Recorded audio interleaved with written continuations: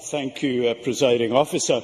The debate has engaged people with a variety of views, united in a common belief that the Trident missile system has served any purpose it may once have had.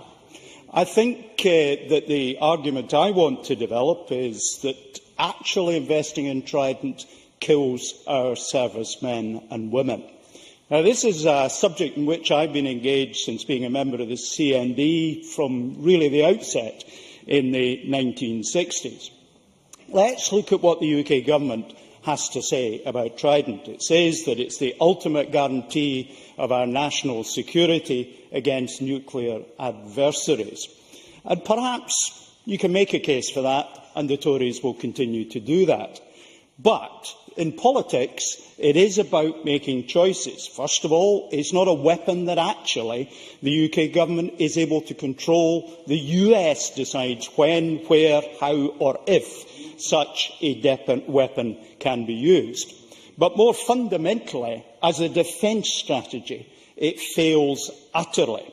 Because the real threats that there are to ourselves in Scotland, and for that matter the UK, are not now from nuclear nations as a paramount issue. They come entirely from elsewhere. They're the kind of threats that have to be dealt with by soldiers, by boots on the ground. And when we spend money on nuclear weapons, we take money away from capability for those who put boots on the ground. The Minister, in his opening remarks, opened up this issue, what the effects of the choices that we make in defence are. In Kosovo, it was reported that many of the soldiers there could not get their Mark IV radios to work effectively in the mountainous terrain. Fortunately, the mobile phone network worked reasonably well, so they were paying for their own calls on their own telephones to their own headquarters to tell them what was going on in the front line. Lack of investment in modern equipment, putting troops at danger. In Iraq, simple thing, very simple thing. It's a bit hot in Iraq. The MOD didn't seem to know that. Reports were that the rubber in the soles of the boots of the soldiers were melting. Many of the soldiers used the internet to order leather-soled boots so they could march across the deserts of Iraq. A choice made to spend on Trident, a choice made to provide inadequate equipment to our military in areas of threat. But Afghanistan illustrates the point even more. I choose a particular point in time. 660,000 US troops in Afghanistan, mainly in Helmand, a casualty rate of 3%. 9,000 UK troops at the same time in Afghanistan, a casualty rate of 4.9%. 60% higher casualty rate among UK soldiers. Why is that? Well, Defence Secretary Robert Gates, the United States Defence Secretary Robert Gates, captured it.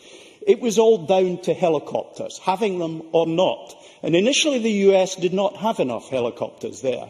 He reported that no double amputees were surviving battlefield injury. Once they put helicopters in, and they now have a large number of them, they're not only able to scoop up the injured and get them back to the hospital where they now largely survive, but they're also able to transport troops up to areas of difficulty in comparative safety, free from interventions from improvised explosive devices at roadside. The UK has very few helicopters out there. What is the effect of that difference in investment in equipment for our soldiers? That difference in casualty rate.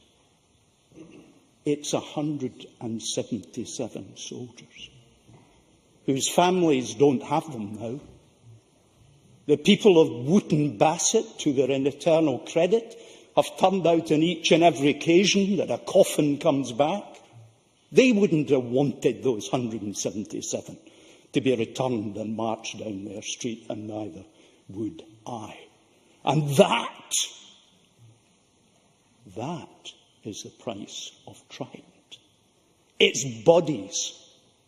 When we don't equip our soldiers to undertake that most difficult mission that we ask of them. I don't deploy any argument about the conflicts themselves.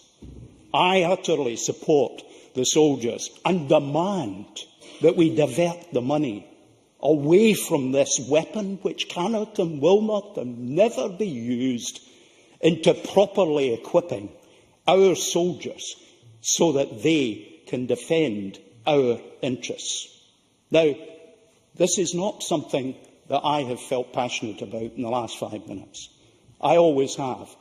And I remember a friend being sick at the side of the rugby pitch when a black cloud appeared during the Cuban Missile Crisis because he thought it was a nuclear cloud. This is something that engages real people in real concerns. Trident must go.